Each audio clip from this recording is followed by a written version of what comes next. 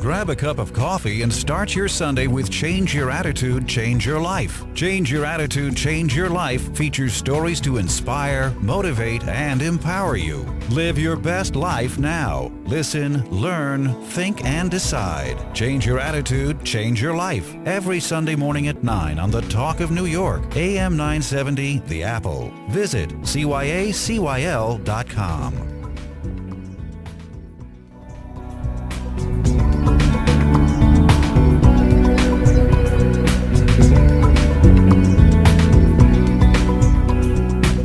Good morning. This is Change Your Attitude, Change Your Life. I'm Joan Herman. Thanks for tuning in. Today's guest says that we have two opposing drives in life. One causes us to yearn for close connections with others, while the other pulls us back into ourselves with a need for solitude.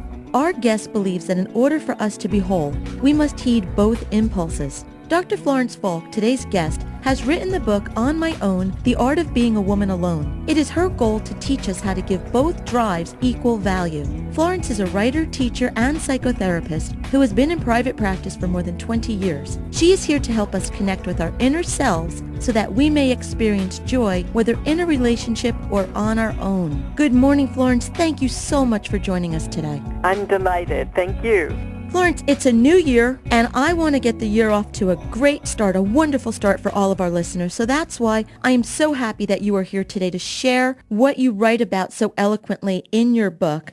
Florence, in this culture in which we live, it's a culture that stresses relationships, and the need for aloneness is often neglected or even, as you said, vilified. When you live in this type of a culture where being alone equates to being the old maid, to being the person that is unlovable, unworthy, how is it that we can ever accept being alone, or as you refer to, this aloneness in our lives? Well, there are a lot of things to say about it. If we don't have, to begin with, a relationship, a good, working, compassionate relationship to ourselves, either as men or as women, we're not about to have such a relationship with anyone else. So I'm talking about balance. I'm talking about equilibrium. I'm talking about not being alone as an alternative to being in relationship. I'm talking about using aloneness, which is essentially just a neutral state. It's neither good nor bad, but using the solitude possibility within aloneness as a way to get in touch with oneself. And you're right, we're in a society that is culturally feeding us and feeding every impulse to make ourselves part of a large community that's going out, that's buying, that's taking care of every seeming social need, but is totally neglecting the individual. And I, as a woman, am particularly concerned about women because I see the stealth with which women are being robbed of their inner selves, of the whole sense of self-worth. And an important note that I would like to make at this point, we're talking, in the beginning I spoke about being alone and feeling like the old maid and unlovable, but right. I also want to point out that our discussion today does encompass people that are married and in relationships because you can be in a long-term committed relationship and still feel very alone or still not be in touch with who you are. So this message today is for everyone. Absolutely. And I really want to make that so clear to women. This is not about moving out of relationships unless those relationships happen to be so difficult that it's actually a better thing to leave. But it's not about generally leaving a relationship or moving away from relationships. This is about, number one, forming, shaping a very deep connection to one's own self, out of which we are able then to return to our lover, partner, husband or wife or children, friends, work, community in a much more embracing way. Now, Florence, what would it take for us to accept being able to do some of the things that we feel uncomfortable doing alone, whether in a marriage or not, or a relationship? For example, going to a restaurant, going to a movie, the things that we typically feel need to be with another person. Mm-hmm. How can we achieve that confident sense of self in order to go out and take on the world's beliefs? How do we do that? One of the things we do is we practice. And you don't go out and put yourself in the midst of a situation where you feel profoundly uncomfortable until you've already dared to go to the movies alone, or called up a friend even if you needed to know that you will meet that friend after or before. So that we make forays. If it feels very threatening to us, we move into situations that we have never yet allowed ourselves to take part in. We also seek out, and you can do this in all kinds of ways, various groups of women who have been through these moments of isolation, especially if, for example, they've just separated from a partner or just gotten a divorce or are recently widowed. When the impulse is, I'm not able to be there, who am I? And for many women, it's exactly that. It's like a sense of not even having a self.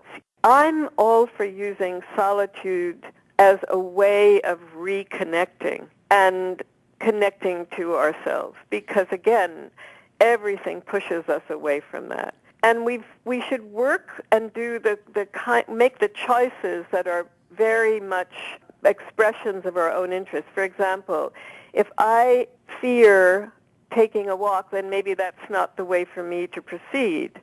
But if I love taking a walk on a path in nature and going down to the lake and sitting there, and I can commune with nature that way, well then, all right, that's a very good thing. It means I know how to be here both alone but in communion with the world around me.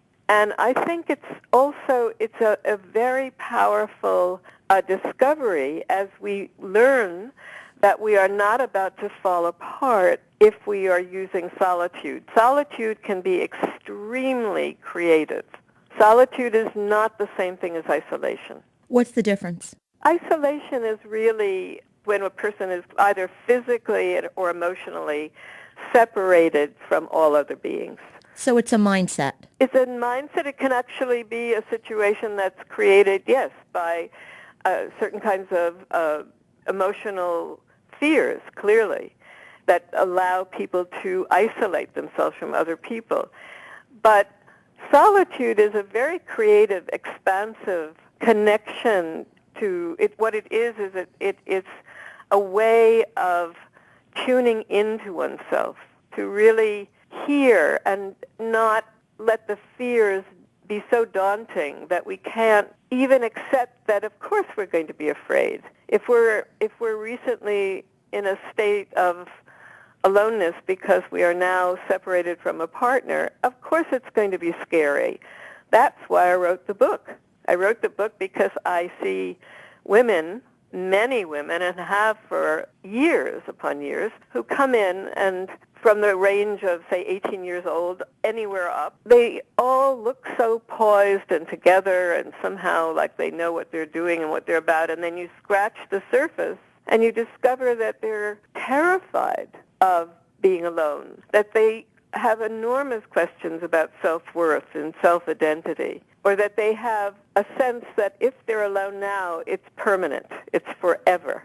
Because I think our imaginations in those moments fail us. We can't imagine ourselves other than in the state we're in. So if we're suddenly alone, well, we think this is our permanent condition, when in any real way, of course it is not. Yeah, I think you hit the nail on the head with that one. I think that is one of the greatest fears of people who find themselves alone, that they're going to be alone for the rest of their lives. Absolutely. And it taps into very primal fears that every human being has of abandonment, of disconnection. But the problem for us is we have to know that we are often disconnected from ourselves. There's a beautiful quote. Do you know Pema Chodron, who is a Tibetan Buddhist, an amazing woman, an author, and she wrote, "The root of compassion is compassion for oneself." In other words, if we don't start with our own beings, we are not able to really be there in the right way for anyone. But if we can start to build that kind of knowledge, molecule by molecule, just in the way that sediment forms and becomes a delta, it's incremental. So every single drop, every single seed, every single bit of pebble or mud forms and holds. And we want to work out of a sense of a core of, yes, there I am. This is what I want. I can now tune in and hear my voice as separate from every other voice that's been telling me how I ought to be, how I should be. All of the various forms of conditioning that begin the moment we are born, if not earlier. And Florence, what I don't want our listeners to confuse this discussion with, when we're talking about taking time for oneself, yes, while it's important to go for the massage or the bubble bath, you're talking about something much deeper than that. So what do you mean? What do you mean when you're advising to pay attention to these deeper needs? Well, the deeper needs really are, what do I really feel about myself? Finding the pockets of shame, finding the places within ourselves where we feel undeserving. And for women, it's very often about not being good enough and not feeling that they have the right to their own feelings, that they should be taking care of others. This is truly how we've over centuries been reared. And while it's incredibly important to be there for others, we put ourselves so often at the very back of the line. And we are ashamed, especially if we are alone. Women tend to carry a lot of shame about that and have to learn to register what is that about? Where did this first begin? How was I reared? Who said to me, what are you doing sitting there when you should be out with you shouldn't be sitting here reading a book. You should be out playing. I've heard that from people I work with a lot. Or being punished when they're young children by being sent to their room, as if being sent to one's room has to be a punishment. It could be a wonderful thing, right? You're in your own room. Right. And children, if they're well respected and acknowledged, that's when their own imaginations can take off, and it's quite extraordinary how the creative life within us starts to rise to the surface. I think the example that you just gave is a wonderful one, because you're right. We equate punishment with being alone. We send our children to punish them, That's right. to be by themselves. And as you said, instead of lying in the room crying or being upset, it can be a time for imaginative play or to, I guess, grow at some point. So I think that's a wonderful example that you gave. I never thought about it like that. Oh, I think it's a very powerful. There was a great psychotherapist, analyst in the field, a British man named Winnicott, and he talked about the infant needing to be, and this is an infant now, alone in the presence of another. And what he meant by that is the presence of a parenting figure, the mother, the father, or whoever is the surrogate, feeling the safety to commune with herself as an infant. And out of that begins the whole growth of the imagination, the whole sense of a self that is truly at that point beginning to form. So one can imagine that, if you're 4 or you're 5 and you're now being punished for being alone, instead of being in some way acknowledged to be, yes, of course, go and play with your dolls and cutouts and draw, but I'm also here and I'm acknowledging you. I'm around. I'm not leaving you deserted and abandoned. What better message could there possibly be? Florence, we need to take a break. When we return, we will continue the discussion. Stay with us. We'll be right back. Hi, I'm Dr. Mojda Hagverdi, board certified in anti-aging and internal medicine. You've tried them all: high fat, low carb cabbage, shakes, beets, cookies, points, and even starvation. You've lost the weight, you've gained it back, you've tried again. If these diets work, they only work for a limited time, and the game is on again. Now what do you do? As a doctor, I've watched the toll that this process takes on patients' physical and psychological well-being. Weight gain and obesity is a multifactorial problem that includes hormones like thyroid, adrenals, estrogen, progesterone, testosterone, and others, as well as nutritional deficiencies. As an anti-aging doctor, what if I were to tell you that besides hormone and nutritional evaluation, there is a genetic test that can be done to evaluate the type of diet and exercise program that will work best with your body type. With the knowledge gained from this test, we can create an individual weight loss and exercise program that's specifically tailored to meet your needs, as no two bodies are alike. No more yo-yo dieting. Let's do it right this time. If you're ready to lose weight, improve your health and vitality, call today. I'm conveniently located in Cedar Grove, New Jersey. Call 973-632-7827. That's 973-632-7827. This is professional career coach Elyse Holtzman. Do you know someone who is negative or cynical? Someone who complains, gossips, and blames others for his or her situation? Whatever you call these people, downers, killjoys, energy vampires, your professional success depends on eliminating or limiting your exposure to them. Why? Because pessimism and cynicism are contagious, impacting your frame of mind and dampening your desire to take positive action. Stop hanging out with the doom and gloom crowd, or, if you can't avoid them entirely, limit your time with them and make a conscious effort to let their destructive attitudes and comments roll off your back. Surround yourself with successful and optimistic people. You'll develop a can-do mindset that will spur you to further your goals and help you become someone that others want to be around. For more information about how to create career success and satisfaction, visit www.elyseholtzman.com or call me at 908-233-2273. Change your attitude, change your life in big, believe, inspire, grow. Salute the entrepreneurial spirit of small business owners, people who follow a dream, work hard, and make it happen. This week's Spotlight is brought to you by REA, a global consulting firm that provides career and transition services to individuals and relocating families worldwide. If you continue to do what you're doing, will you be where you want to be 5 years from now? Will what you're doing now allow you to have the time and money to live the life you only dream about? Do you agree that what worked in corporate America for previous generations is no longer working?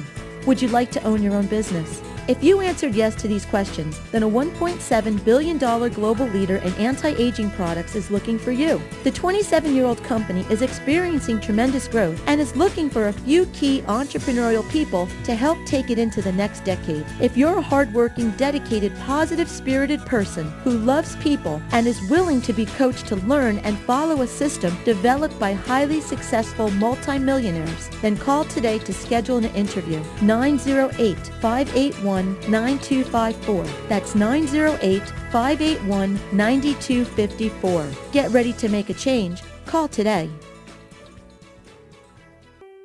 6 months ago, I was transferred to Seattle, Washington. My family and I made the move. My wife, Kay, initially focused on getting our new home built, enrolling our children in school, and maintaining our temporary housing. Throughout the process, an REA consultant stayed in close contact with Kay until she was ready to start her job search. After Kay enrolled, her REA consultant called her about an opportunity that was a perfect fit. The consultant helped Kay update her resume, provided salary information and market comparisons, and coached her on interview strategies. Within 2 weeks, Kay was offered the position, and the REA consultant coached her through the salary negotiation process. Kay accepted the job. Thank you, REA, for making our move and transition easy. If you need career relocation assistance, career transition outplacement services, or executive coaching, contact the experienced professionals at REA. For more information, please visit r-e-a.com.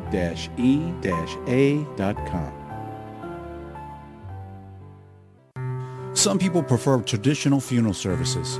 Others prefer cremation. Some want an elaborate ceremony. Others don't want any ceremony at all. Visit Funeral Homes offer all types of services because we know there are all types of people. That's why we specialize in personalized funeral services. To meet the needs of each and every family, call Bishop Quinlan Funeral Homes of Clifton at 973-546-2000 and Bishop Parker Funeral Home of Little Falls at 973-256-4700 for ideas and information on how to plan a service as individual as you are.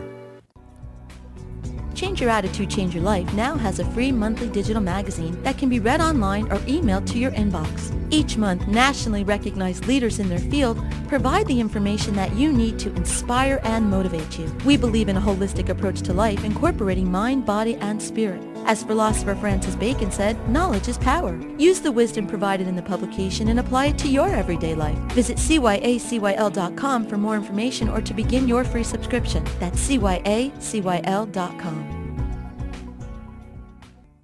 Welcome back to Change Your Attitude, Change Your Life. I'm Joan Herman, and our guest today is Florence Falk, author of the book On My Own, The Art of Being a Woman Alone. Florence, before break, we were talking about why it's important for us to have solitude in our lives so that we can get in touch with the deeper meaning of our life, our wants, our needs, our desires, who we are. We can form a relationship with ourselves. Are there tips or strategies that you can offer our listeners so that they can begin this process of assessment? You know, I think the first thing is to learn the art of tuning into oneself, which is a very frightening thing for people to do. It's also so against the conditioning, both from our rearing, the way we've been reared, and that's what I meant about all the shoulds and the oughts. So we start incrementally and always in increments, and we identify, okay, where have I been alone, and when did it really feel okay and acceptable for me? Or what are the choices where when I'm alone, I'm actually feeling at peace?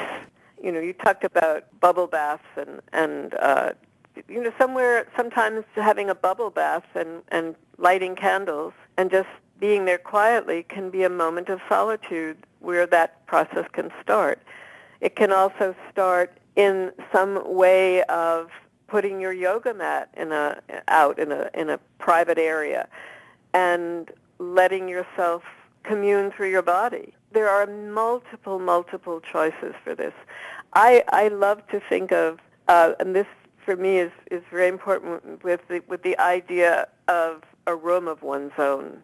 Virginia Woolf's marvelous essay for women, for herself, really, that she needed to have that for herself. I think we start in ways in which, because when you listen to the self, when you give yourself even a 3-minute or 5-minute opportunity to do that, and you ask, what is it about myself that I do like? What is it I want to reclaim that I know as a child I had in me, and I somehow seems to have abandoned it, and why? Letting those voices that are your own come through. The voice that says, yes, I am here, I may be different from everybody else, and I am going to assert that. I saw last night a PBS Channel 13 program on comedy, the essence of which was about being a misfit.